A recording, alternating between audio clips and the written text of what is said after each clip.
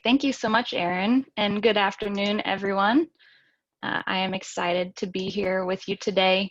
I'm going to start my video just for a little bit while I introduce myself. My name, as Erin said, is Jennifer Jones, and I work with University of Illinois Extension out of the Effingham County office. I'm a watershed outreach associate, and I work in 2 watersheds in east central and southeastern Illinois, which are the Embarras River and Little Wabash River watersheds. And I will talk more about that throughout the presentation and what exactly it is I do. And we're going to talk a lot about watershed planning today, so I'm excited to do that with you all. Okay, so let's get started. So we're talking today about watershed planning and how we can help communities meet their water resource goals through watershed planning. So an overview of today, what we're going to talk about are some watershed basics. So it's great to just get on the same page if you're not exactly sure what a watershed is. So we're going to cover that. We'll talk about what watershed planning is. We'll cover some solutions to water quality challenges. And then we're also going to talk about some watershed planning case studies that I have been working with in my everyday job. All right, so to jump right in to these watershed basics. So whenever I talk with a group, I like to make sure that everyone's on the same page and knows what a watershed actually is. And so this term is going to come up quite a lot today since we're talking about watershed planning. So a watershed is the land that water drains across or under on its way to the nearest water body. So those are things like ponds, lakes, wetlands, streams, creeks, rivers, and of course, up into the ocean. And watersheds come in all different shapes and sizes. Each watershed has its own unique identifying number, which is called a hydrologic unit code. And so we refer to that as a HUC, and a watershed's HUC is kind of like its zip code. So it's this identifying number that is unique to each watershed. And it's a little counterintuitive, but the bigger the HUC number is, the smaller the watershed is in size. So for example, a HUC 8 watershed is bigger than a HUC 10, and a HUC 10 is bigger than a HUC 12 watershed. And so multiple HUC 12 watersheds make up a HUC 10, and multiple HUC 10 watersheds make up a HUC 8, and so on. So it works like that. We all live in a watershed. This is something that might not always cross your mind.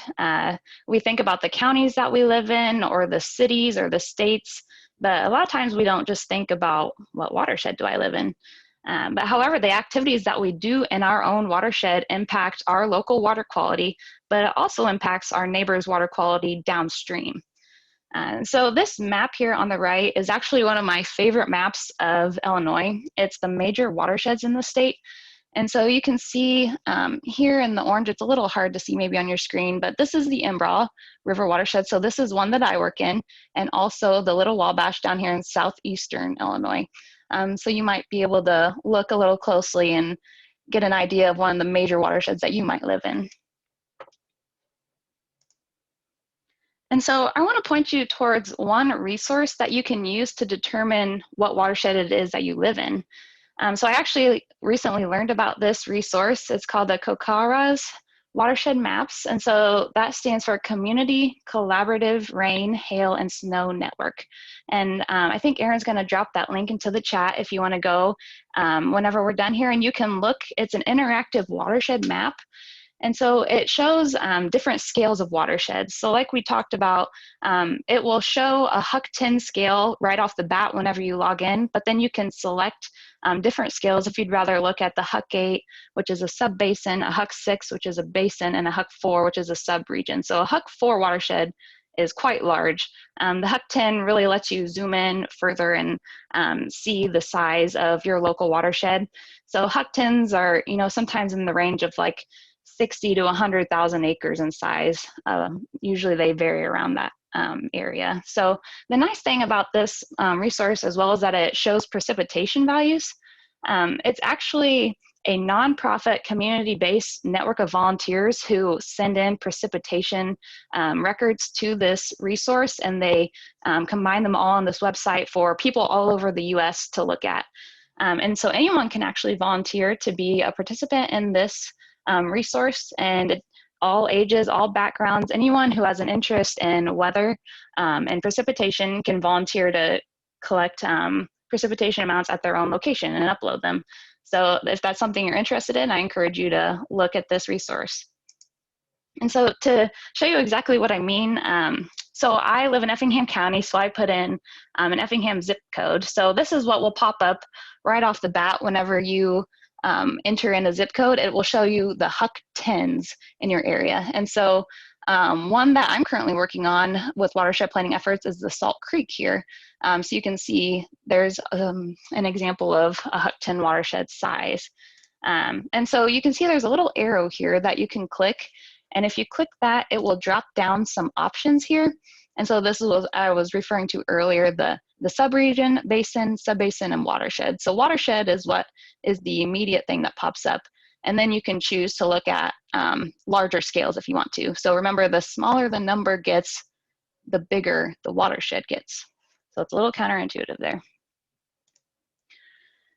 All right, so this map that we're looking at here is a map of the major watersheds in the US. And so the pinkish purple color here that takes up a good portion of the continental US is actually the Mississippi River Basin. So you can see that it actually drains quite a lot of the US. So a little background on the Mississippi River. It actually begins as a small stream that exits Lake Itasca in northern Minnesota. And so then the Mississippi travels south for about 2,350 miles. And along the way, there are hundreds of tributary rivers that converge with the Mississippi River. So a couple of big examples of that are the Ohio River and the Missouri River. They converge with the Mississippi and dump their water into it as it moves further south. And so eventually, the Mississippi River meets up with its distributary. So distributary is actually the opposite of a tributary. It's when rivers branch off to form smaller streams. And so the Mississippi meets up with its distributary, which is the Atchafalaya River, and it drains into the Gulf of Mexico there. And so the Mississippi Atchafalaya River Basin drains all or parts of 31 states in the US, and it's about 40% of the land in the continental US. So the Mississippi is draining quite a lot of our continental US land-based area. And so water is coming from all of those areas that you can see there. So this is important to note. One of the main issues that we're dealing with in water quality, especially in the Gulf of Mexico, is the hypoxic zone. And some of you may be familiar with this. It's also referred to as the dead zone in the Gulf of Mexico. And so what hypoxia is it means that there's low oxygen levels in the water. And one leading cause of this is excess nutrients, so primarily nitrogen and phosphorus can inhibit water quality. So what happens when we have those excess nutrients is that they promote algae growth and eutrophication. And so whenever we have excessive amounts of algae being produced, they eventually have to die. And when those algae die, their decomposition process consumes oxygen out of the water. And so whenever that happens, it impacts the sea life that's trying to live in that area, because as we know, sea life also need oxygen. So things like fish, shrimp, and other organisms that might not be able to move so fast. And so those organisms that can't move out of that hypoxic area are prone to die because they don't have enough oxygen to survive. So this is a big problem in the Gulf of Mexico, and it impacts the tourism industry, the fishing industry, recreation every year. And so this map here at the top is actually a map of the hypoxic zone from this summer.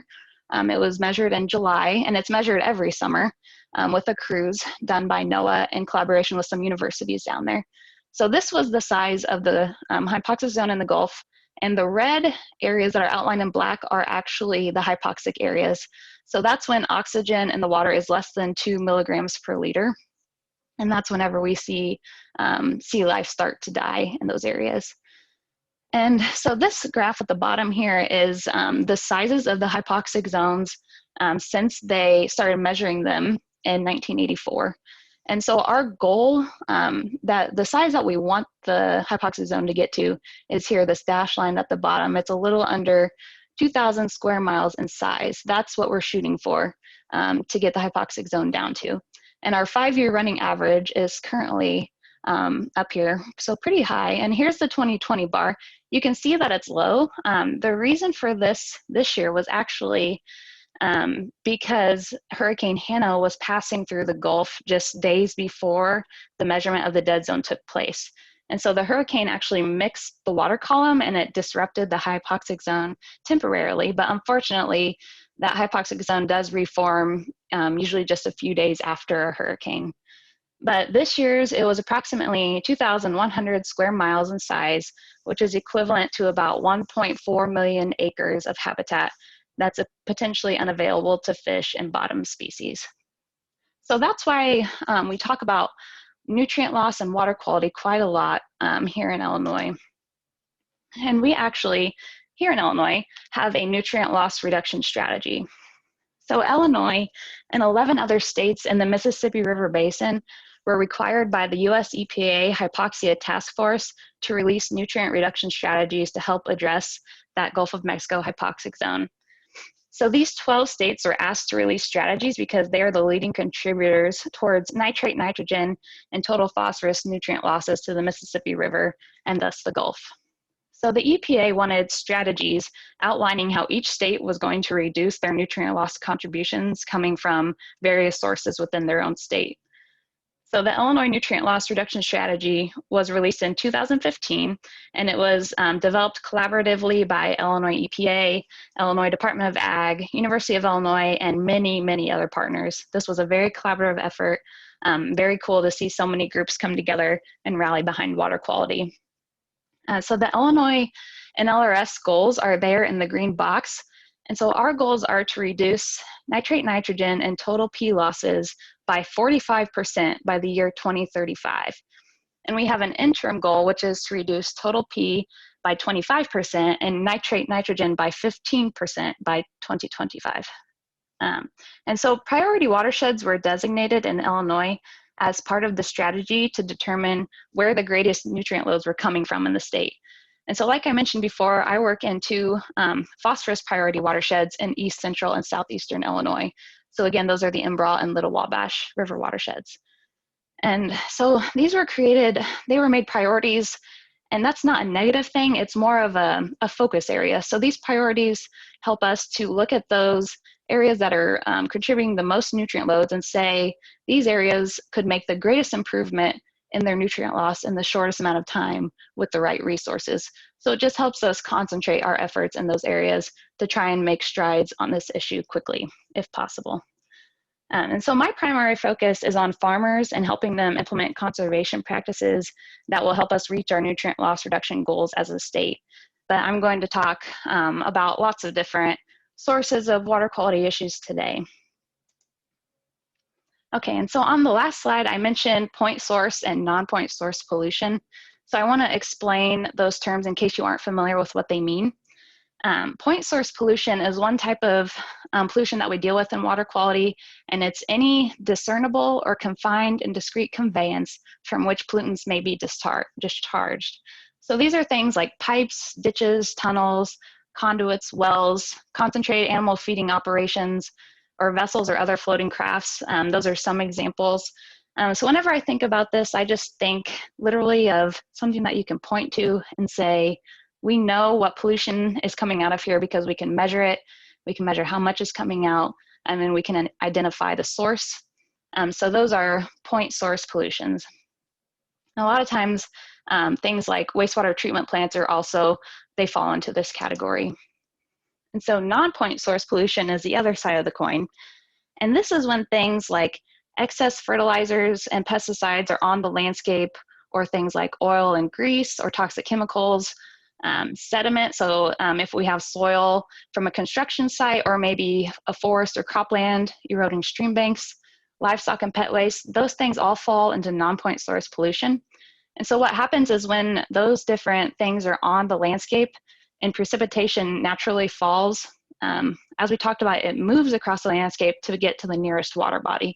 And so as it's moving across the landscape, it's carrying those things with it into the nearest water body. And so those are non-point source pollution. And we can't necessarily identify where they're coming from. So that's why it's in a different category than point source. Okay, and so impervious surfaces in urban areas are also a source of pollution. And so if you're familiar with the term stormwater, stormwater is when we have lots of moisture and rain falling in cities and they hit those impervious surfaces. So those are things like rooftops, parking lots, streets, sidewalks, those surfaces that whenever water or precipitation hits them, it can't go through. It will just hit it and run right off. And so instead of being able to absorb into the soil and to be filtered and to replenish our aquifers or flow into streams and rivers, it just prevents that from happening. Those impervious surfaces do. So this graphic on the left, you can see when we have natural ground cover, we see about 50% infiltration into the soil and maybe 10% runoff. Whereas in a high density residential or commercial area, we could see up to 55% runoff and only 15% infiltration. And so I want to talk now about some common water quality challenges that we might see in urban areas. And so this is not an all-inclusive list, but rather it's a look at some of the most common. And again, we talked about stormwater. So that's when water is running rapidly into storm drains, sewer systems, and drainage ditches. It's coming off of those impervious surfaces and it has to go somewhere, right? So we have those drains that we see on our streets, and that's where all that water is running to so it can get into our drainage systems in our cities. And so some common water quality challenges that we can see with that are downstream flooding. So whenever we have this flush of water coming out of our storm drains after large rainfall events, we can see flooding downstream, which can result in maybe stream bank erosion in those streams when they have large releases of water. That can cause increased turbidity from erosion. So that's when we have soil and different particles mixing in the water, and the water isn't clear, it's all muddy. So that can also lead to habitat destruction within the streams or even on the stream banks whenever we have high amounts of water coming through. We can also have combined storm and sanitary sewer system overflows. So combined sewer systems, if you're not familiar with those, they are systems where rainwater runoff, domestic sewage, and industrial wastewater are all collected in the same pipe. And so when a city with a combined sewer system receives heavy rainfall, the system can sometimes be overwhelmed or experience a combined sewer overflow, or a CSO. And so in those cases, the system is designed to overflow and discharge the excess untreated wastewater directly into nearby streams and rivers. And so that's pretty bad whenever we think about that. So we might have untreated waste just being dumped into rivers or streams if our city has a combined sewer system, which hundreds do still around the US. And I think lots of cities are trying to move away from that, but it's a large work in progress. We can also experience infrastructure damage whenever we have flooding. And of course, contaminated streams, rivers, and coastal waters can all occur from these issues that we see. Okay, and so now I want to talk about common water quality challenges in agricultural areas. And like I said, with the urban challenges, this is not all inclusive, but instead just touches on some of the most common issues. So with farming, we can see flooding and drainage issues. So this can interrupt field operations. And this bottom picture here is actually the Little Wabash River. It's quite high, as you can see. This is the main channel here, and it's actually broken out of its banks and flooded into a neighboring cornfield. And this field was just pretty much wrecked in this area for the whole year. So this is something that farmers can experience. They can also experience interruptions to field operations. So this was during harvest one year when the field was pretty wet and compaction issues happened. So a combine went through and left tracks and just tore up the field. So these are things that can happen whenever we have excess moisture in those areas. Nutrient loss is also a big issue.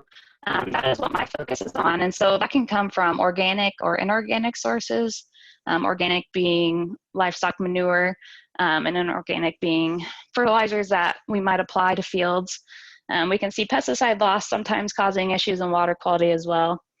Another big one is soil erosion. So that would be, something that would be occurring in this picture would excessive amounts of soil erosion. So we're losing our soil in our fields and along stream banks. And then that again causes increased turbidity from the erosion within the stream itself, which can cause disruptions to the wildlife living within the stream. Okay, so now I want to talk about watershed planning and how can we address some of these water quality challenges that we just talked about.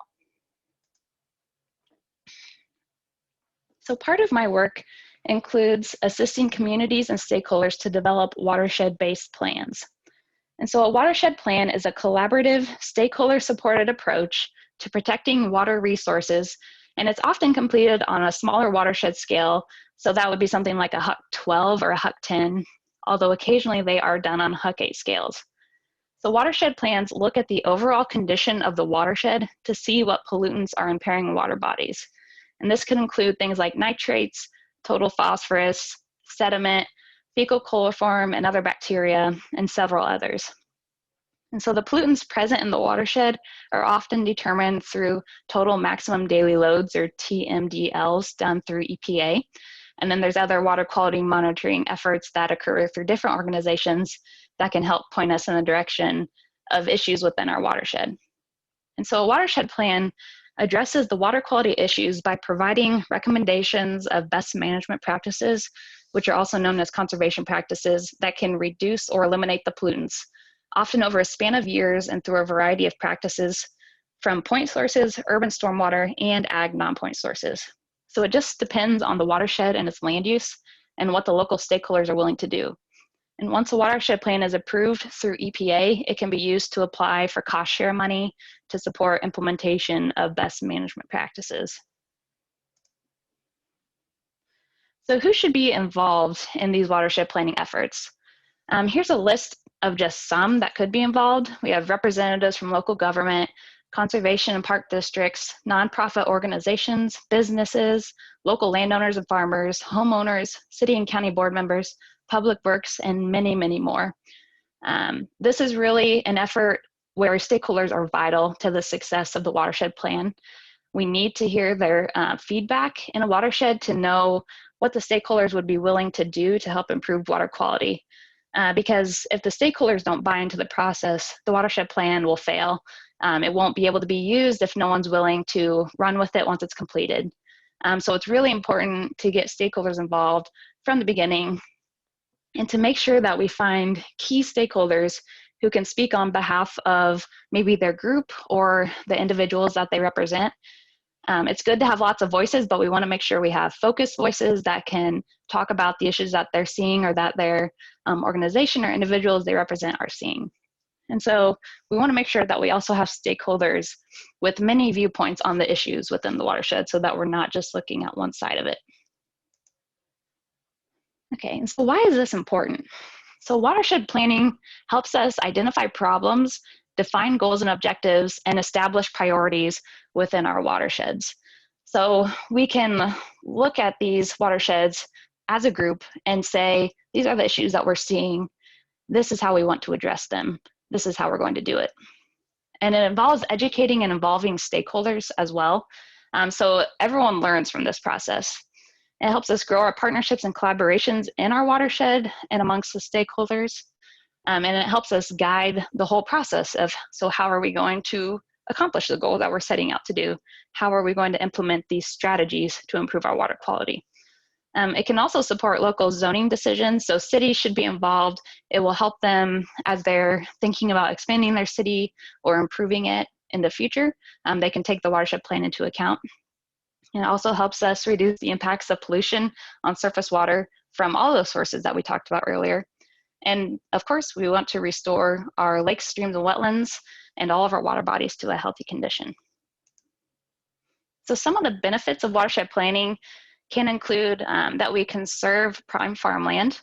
We are preventing and reducing flood damage that we might experience in urban or rural settings. We're protecting and enhancing those natural resources and recreational opportunities that we love. So, you know, algae blooms, we talk about those in the Gulf of Mexico, but they happen locally too. And in fact, we had one up in the Illinois River this summer.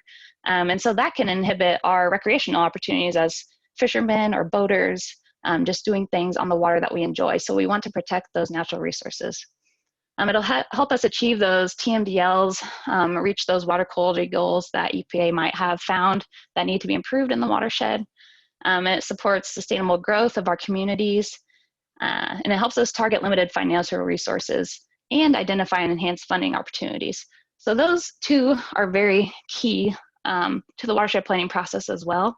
So it helps us target where we need to spend our money first in our watershed to make the greatest improvements. But watershed plans can also help us bring in more money through cost share opportunities, because once we have a watershed plan, we can apply for funds to help us implement our goals. And so as part of a watershed plan, there are 9 minimum elements that need to be included in the plan. And these were created by EPA to help guide the watershed coordinators and managers during the development of a plan. These 9 elements must be addressed in every plan in order for it to be approved by EPA. But how the elements are addressed and actually achieved can look different for each watershed plan, which is totally okay and perfect, because it should be different for every area. But without these elements, the effectiveness of a watershed plan to reach water quality standards and goals outlined in the plan may be harder to do. We might not be able to achieve effectiveness of the watershed plan without goals like this. And so the 9 minimum elements include identifying the causes and sources of water pollution and estimating the existing pollutant loads within the watershed. So of course, first step, we have to figure out what the issues are in the watershed and where they're coming from. So second, then we want to set our water quality goals and load reduction targets. So this is where we say, these are the pollutants that we're dealing with. This is what we want the levels to be to, and this is how we're going to achieve those goals. And so then we describe the management measures needed to achieve load reduction targets. So again, that's saying, here are the practices that we want to do to meet our goals. Then we talk about the technical and financial assistance that might be needed to help us achieve those goals. And then we also have to incorporate always information and education components so we can enhance the public's understanding of the plan. So like I said, stakeholder involvement is key, and so is the public involvement. We want the public to know why we're doing these things and why they're necessary so that they can also buy in and want to help. And so number 6 is providing a schedule for implementing the management measures identified in the plan. So we need a timeline. So when are we going to do these things? When will they be done by? A watershed plan typically has a lifespan of 10 years. And so you might write in your plan, by year 3, we'll have such and such done. And by year 6, we'll have this done, just to give milestones during the plan. And again, so 7 is milestones. So where, on that timeline, where will we be when? And 8 is those benchmarks to help us measure progress in meeting water quality goals. So we need to set goals to help us reach our overall goals. So we got to have those interim things to help us show that we're making progress. And then finally, they want a monitoring component to be a part of it. So they want you to be able to show that the water quality is improving in your watershed. So how are you going to monitor that? So those are 9 things that must be included in a watershed plan. All right, so now that we hopefully have some understanding of what a watershed plan is, let's talk about some conservation practices that can be implemented in urban and rural settings to help address water quality issues. So these practices are examples of things that can be recommended in a watershed plan as strategies to improve water quality. Okay, and so green infrastructure is a term that we use when we're talking about urban settings. Green infrastructure uses vegetation, soils, and other elements and practices to restore some of the natural processes that are required to manage water and create healthier urban environments. So at the city or county scale, green infrastructure is a patchwork of natural areas that provides habitat, flood protection, cleaner air, and cleaner water. And so at the neighborhood or site scale, stormwater management systems that mimic nature, they help us soak up and store water. So for these green infrastructure practices, we want to be able to manage that stormwater and flood mitigation that might be occurring within our watershed. And so this uses things like trees, vegetation, and soil within an urban area. And it also provides those environmental, social, and economic benefits whenever we have green space in our cities. That just helps people feel happier, and it provides lots of benefits in our urban areas. So I want to talk about just a few examples of green infrastructure that you might consider for your own home, or that you might see businesses and organizations utilizing in your community. So these are just a few I'm going to highlight just quickly, kind of high level, and I hope that you can explore them more in the future if you're interested. Okay, so the first one is a downspout disconnection, and you can see in the picture here, a downspout disconnection is an easy way to reroute the water that's draining from the roof of your home or business. So instead of letting the water drain into the sewer system, we like to reroute it into a permeable area. So permeable, again, is something that the water could soak through. So that would be like grass or rocks or even into a rain barrel. This is particularly beneficial in cities that have those combined sewer systems that we talked about earlier, because downspout disconnections can help redirect some of the stormwater that might contribute to a combined system overflow, which we want to avoid if at all possible. And then for rain barrels, so as I mentioned earlier, rain barrels are one place that downspout disconnections can actually be directed towards, so that the water from the rooftops can go into a rain barrel instead. So the rain barrel can hold and store water from the rooftop, and it can be used for things like watering plants or gardens, and it allows the homeowner to use that water later on. Okay, and so rain gardens are a green infrastructure practice that can fit in nearly any unpaved landscape.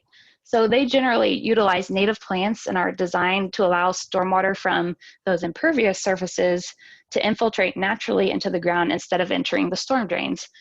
They can be very aesthetically pleasing as well because they are usually filled with grasses and flowers that are flowering and very beautiful. And actually this picture here is from the Red Oak Rain Garden at University of Illinois. It's there on the campus at Urbana-Champaign.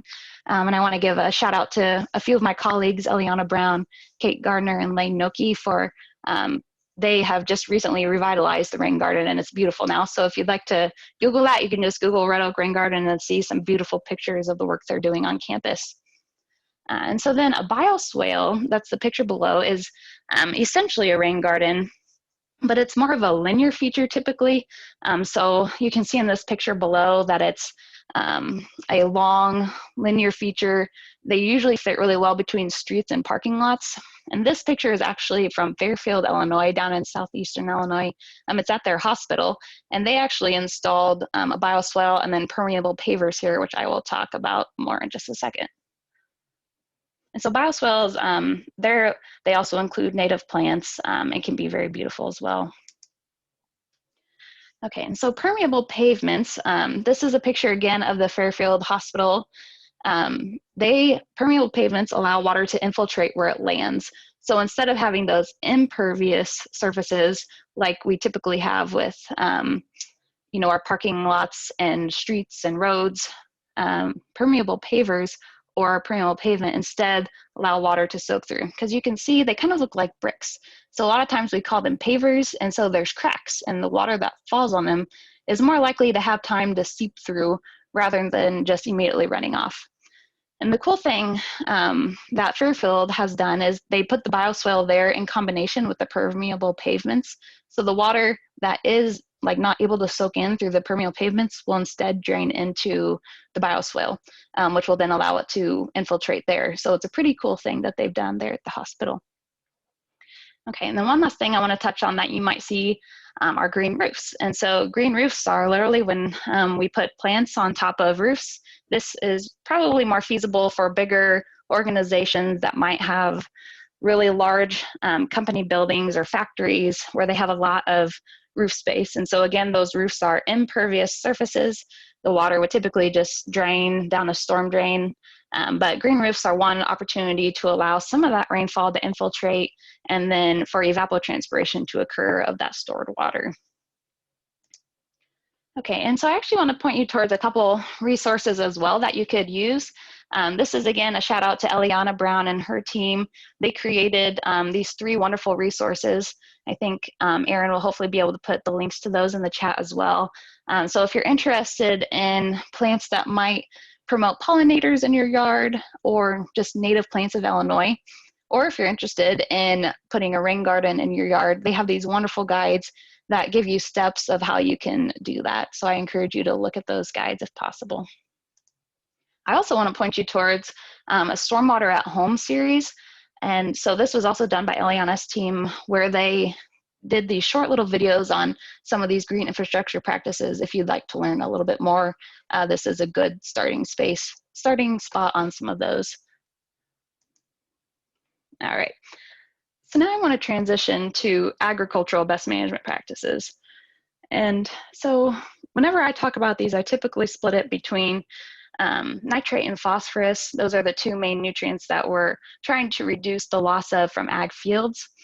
And so we'd have different categories of practices. We have in-field practices, edge-of-field practices, and land use change.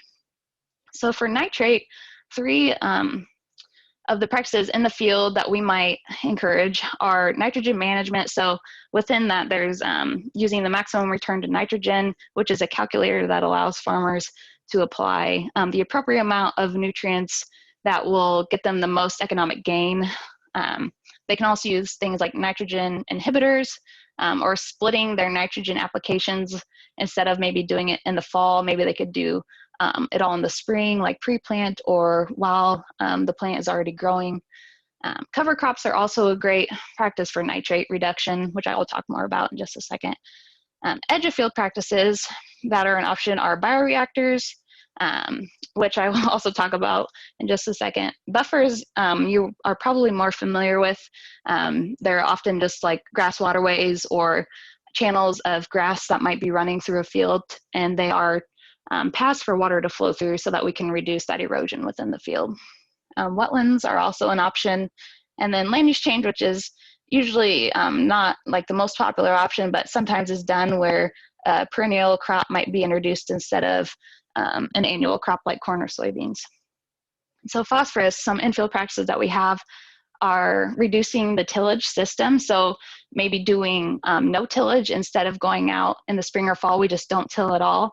Or maybe we do reduced tillage where we're not disturbing the soil that much, maybe just like one pass in the spring pre-plant. And so the reason this is important for phosphorus is because phosphorus absorbs the soil particles. And so if we have soil erosion occurring, we typically are losing phosphorus as well, because phosphorus absorbs to those soil particles tightly. And actually for nitrate, the opposite is true, where nitrate is actually very easily moved with water. It doesn't hold on to soil. And so whenever we have water draining through a field, a lot of times we are losing nitrate with it. So cover crops are also a great option for phosphorus. They are great for both because cover crops are grown in the typically fallow seasons of the year. So after the cash crop is harvested, a farmer might put a cover crop out over the winter, and it will be growing in the fall and then maybe start growing again in the spring once temperatures warm up if the farmer chooses a species that overwinters. And so they'll be taking up nutrients as well. Okay. So now I just want to highlight a couple of those practices in case you aren't familiar with them. And so I'll talk about bioreactors first. And a bioreactor is a type of edge of field practice that is recommended in the nutrient loss reduction strategy to help remove nitrate nitrogen from agricultural tile drainage water prior to it exiting the field. So a bioreactor is a trench that is dug at the edge of the field, as you can see demonstrated in the image on the right. So here's the trench. The trench is filled with a carbon source, which is oftentimes wood chips. And so once anaerobic conditions are reached, first I should say that. So then the tile drainage water is piped through this trench. It comes off the field and some of it is piped through, and then it's allowed to seep through the wood chips. So then once those anaerobic conditions are reached, and so anaerobic means when there is no oxygen available, denitrifying bacteria are then able to convert nitrate nitrogen in the water into nitrogen gas, which can safely enter the atmosphere since approximately 78% of the air we breathe already consists of nitrogen gas. So the bacteria use the wood chips or the other carbon source as their quote unquote food to power the denitrification process. And so water control structures are used to direct water into the bioreactor. So that's this zoomed in image here is a water control structure. So you can see this pipe is demonstrating water that would be coming from the field. Within these structures, there are these things called gates. And so a farmer can put in gates that determine how high the water can build up in the field or back up in the field. And then once it starts going over the gates, then it will drain into the bioreactor here. But if the water gets too high, there is a bypass system as well. So the water would come out of here and go directly into the stream. And then also if the farmer in the spring wanted to take the gates out to allow the water to drain so that his field would definitely be ready to plant, they can do that and then put them in maybe during the growing season to help water retain in the field whenever they don't want it to be drained away. So this is an interesting and neat practice that can be an option for farmers. So let's see, we'll move on to saturated buffers now. So buffers between fields and streams or ditches, as illustrated in this graphic, can help reduce nutrient and sediment loss from the surface because buffers help slow and control the flow of water. However, when a field has tile drainage, many times the drainage water is routed directly into the stream or ditch underneath the surface of the buffer with no method of filtering the water before it enters the stream. So, you know, typically tile drainage might just come right out of this pipe. It might just go right into the stream and it's bypassed this whole buffer. So it's not able to be filtered because the pipe is under the ground. And so saturated buffers are one method landowners and producers can explore to help reduce nutrient loss that may be occurring with their tile drainage water. So a water control structure, again, like I just described for the bioreactors, is used to distribute the tile drainage water through perforated pipes down the length of the buffer so that the water can slowly filter through the buffer towards the stream or ditch.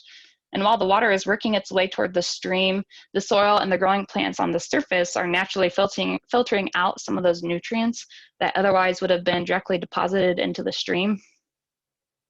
Additionally, when the buffer is saturated and anaerobic conditions are reached, those denitrifying bacteria that were in the bioreactor, they are present in the soil and they can convert nitrates to the nitrogen gas. And so the bacteria use the soil as their carbon source instead of like wood chips in the bioreactor. There's also an overflow mechanism in the saturated buffer as well, like the bioreactor, where if large amounts of precipitation fall, there is a bypass system so that the field won't get backed up and all muddy and full of water.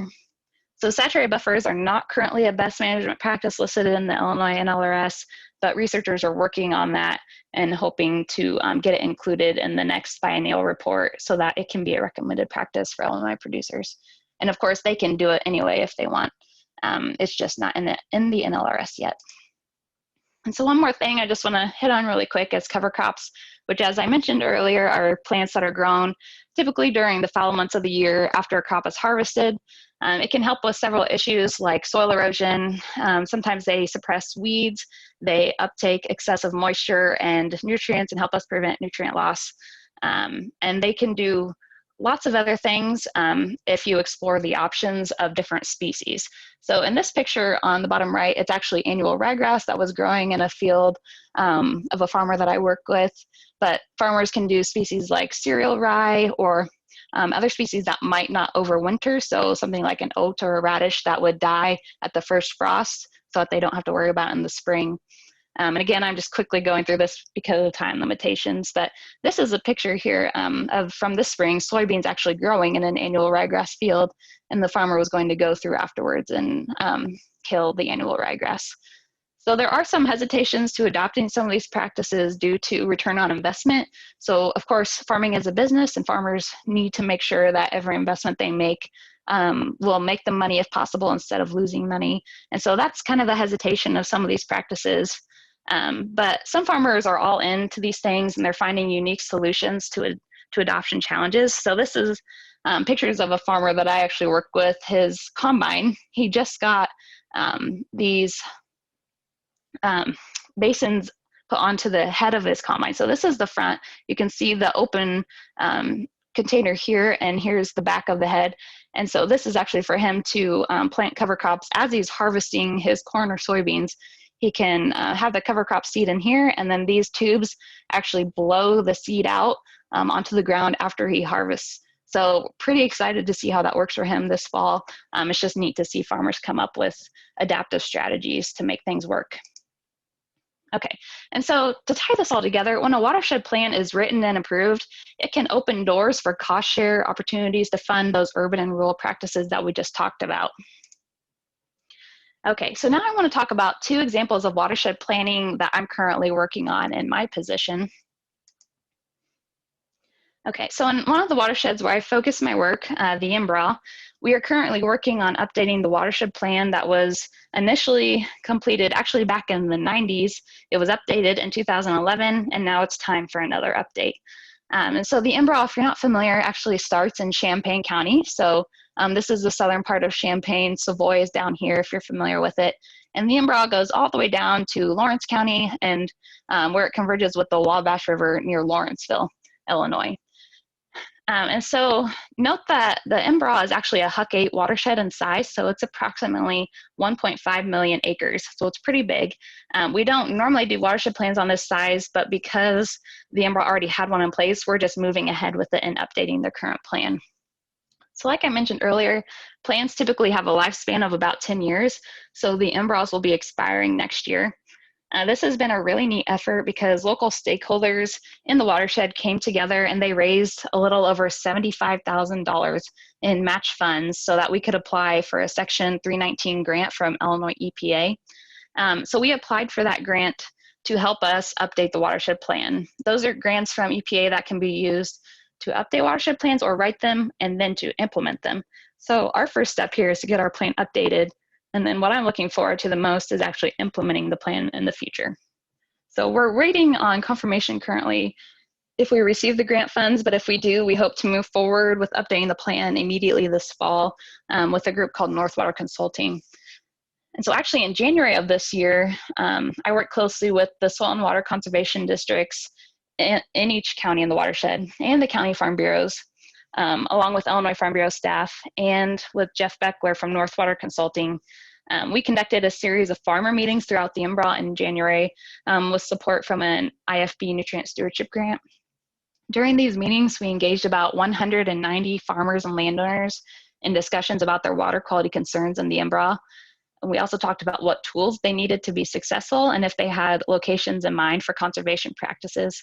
So all the information we gathered from the meetings will be incorporated into the watershed plan as stakeholder feedback. So as I mentioned before, it's really crucial to hear from people who live and work in the watershed to know what concerns they'd like to see addressed in the watershed and ensure that they feel ownership in the process so that once the plan is done, they will want to move forward with implementation.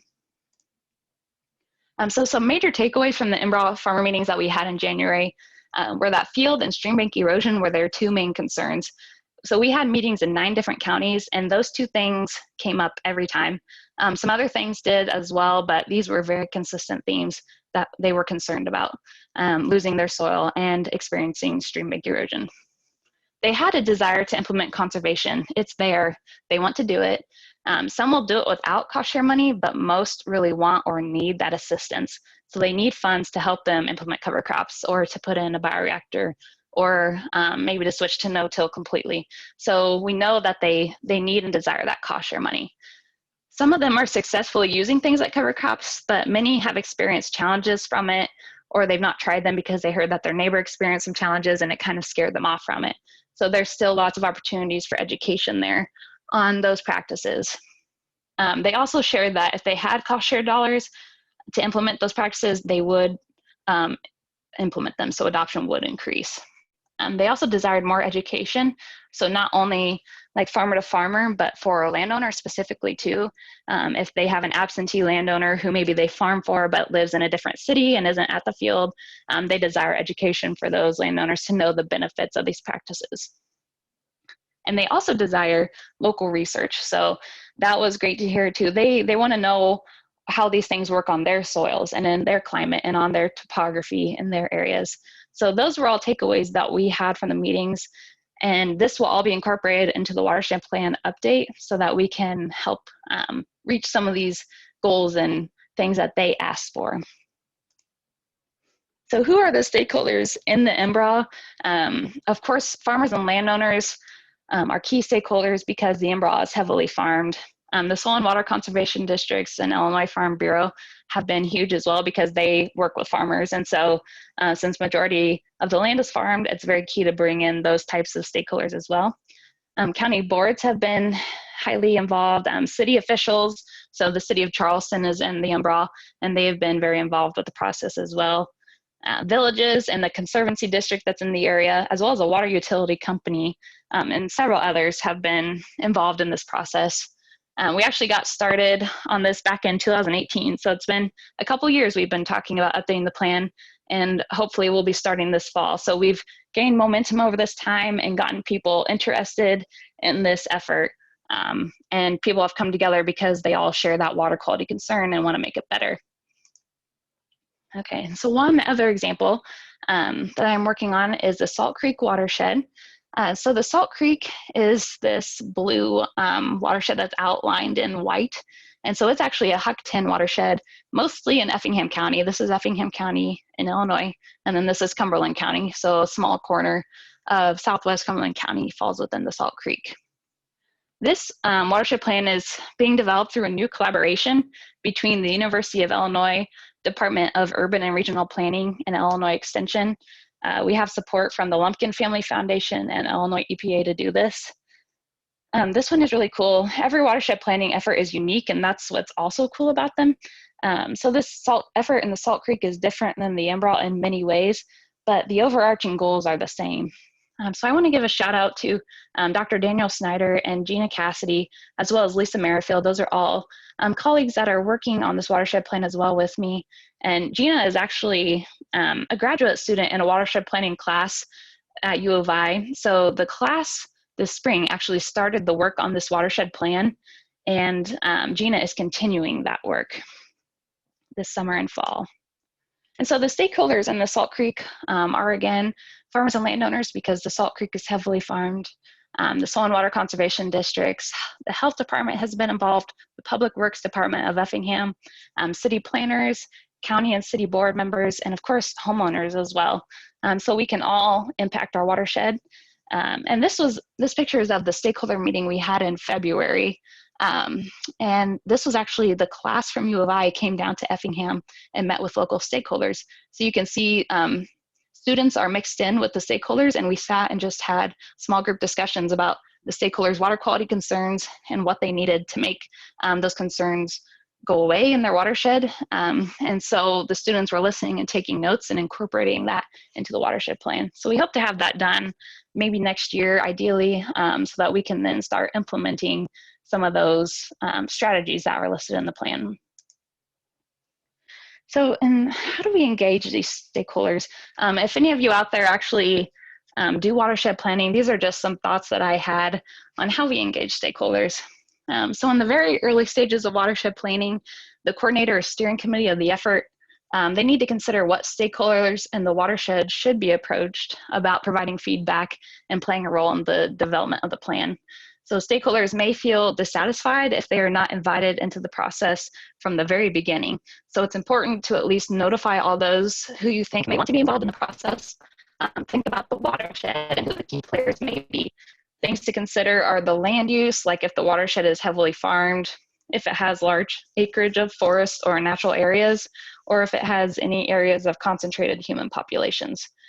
So in the Embarras and Salt Creek, like I said, both are heavily farmed. So farmers and landowners are key stakeholders. The Soil and Water Conservation Districts, Farm Bureau staff, they have all been crucial because they work with farmers and landowners, and they might have better connections in their own county than I could, since my territory covers multiple counties.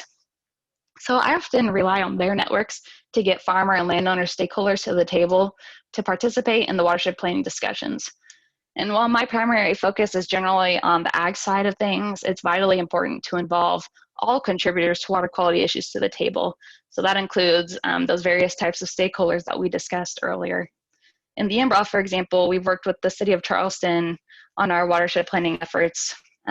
They are very supportive because it can help their Public Works Department meet their water quality goals too for their wastewater treatment plant. Opening the dialogue about why a watershed plan is needed or desired in a certain area can be as simple as a phone call, just to get everyone on the same page. And then maybe, if it's possible with COVID restrictions, you know, having a gathered meeting of people in a room so that we can discuss the ideas the group would like to see addressed in the watershed plan, the issues that they see in the watershed. And when stakeholders see their needs being acknowledged and solutions being worked towards, it allows them to feel invested in the process, which is exactly what needs to happen when developing a watershed plan. So, and then meeting periodically with stakeholders helps maintain their engagement and allows them to provide feedback on the watershed plan.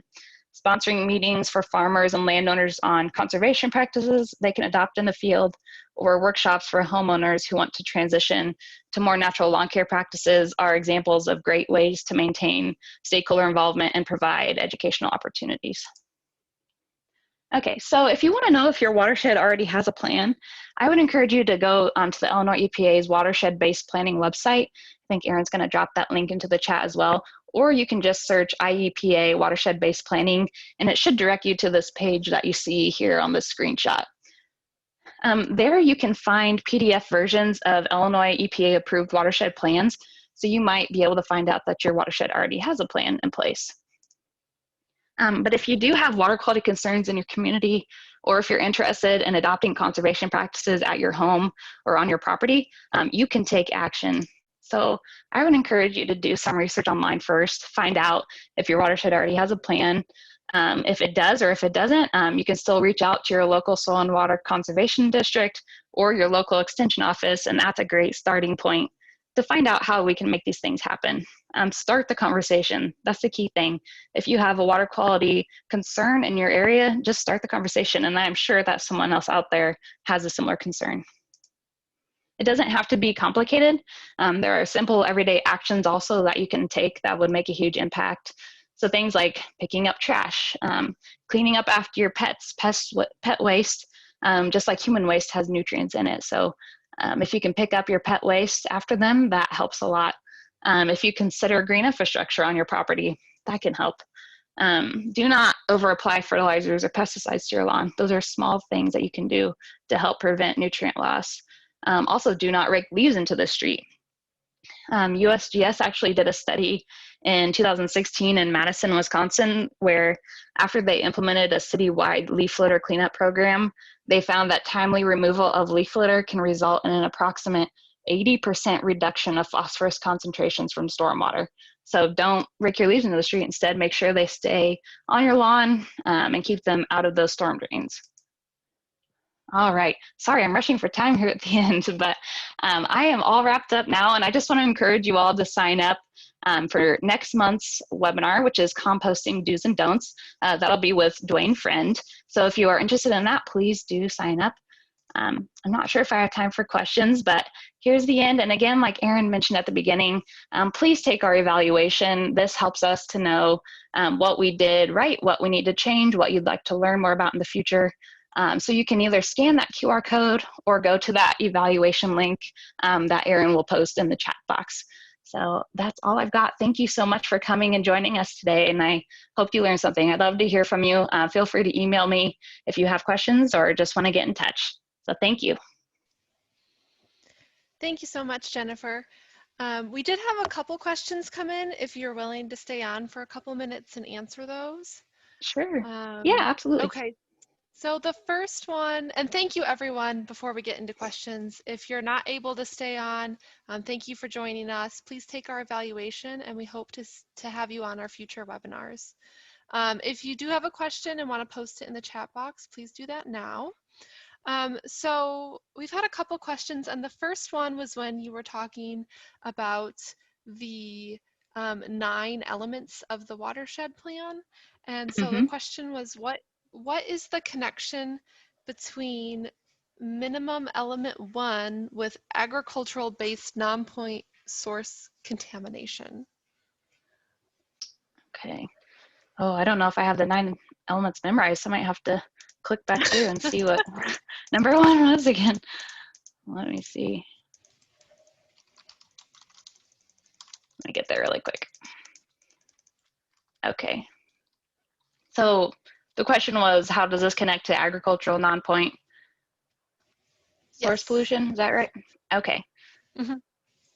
Okay. Yeah. So like I said earlier, non-point is a little bit harder to identify where exactly that pollution is coming from, right? So the way they did it in the nutrient loss reduction strategy was they actually measured total nutrient loads that were coming out of our rivers in Illinois. So they had a measurement of the total amount, and then they could measure what was coming from those point sources because, like I said, we we know those point sources, we can measure them. So that's things like wastewater treatment plants. Specifically, those are big contributors. So they were able to subtract those point sources out and from the total. And so that gave us an estimate of the non-point source pollution. And so they can do that on smaller watershed scales as well with water quality data that's available in the areas, because USGS and Illinois EPA keep records of water quality data that can be utilized in the watershed planning effort. So it can help us pinpoint, especially if we're in a watershed that's heavily farmed, we can generally relate that to non-point source pollution. So hopefully that answers the question. Great, thank you, Jennifer. And our second question that we had was also concerning management of non-point source pollution from agricultural areas. So they said, you mentioned wetlands would be one strategy to control the pollution, and they were wondering what about the future of wetland biodiversity? Because if you introduce pollutants, that may change the wetland water, physical, and chemical parameters.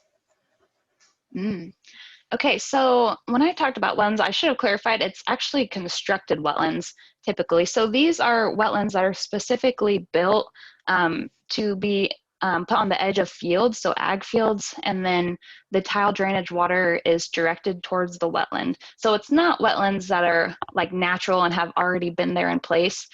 Typically, these are ones that are built in areas that might have had wetlands way back before tile drainage or farming might have disrupted, or just general home building, things like that might have disrupted a wetland. So this one, constructed wetlands are built specifically for the purpose of helping filter out those nutrients from tile water. So the concern isn't really there that it might impact the wetland itself, because that's its purpose. But we do get other benefits from those constructed wetlands. A lot of times farmers will want to put them in place if they like to hunt fowl, so like ducks or other birds that might be attracted to the wetland. So they do have those additional benefits as well and can just be aesthetically pleasing. But we aren't too concerned about the plants themselves, and that's what the plants do. They like to take up nutrients, and a lot of times nutrients also settle out in wetlands, so they'll settle to the bottom, which that's also one strategy that wetlands are used for as well. So yeah. Okay, great. Thank you so much. Those were the only questions that we had that came in. So thank you again, everyone, for joining us today. If you do think of a question, you're welcome to email Jennifer. And like we said a few times, we will circulate to this email list once that recording's posted. We'll send you that URL just so you know when it's posted and you don't have to be searching for it and waiting for that. So thank you again, Jennifer. Wonderful presentation. Thank you, everyone, for joining us. And we hope you enjoy the rest of your day. Okay, thank you.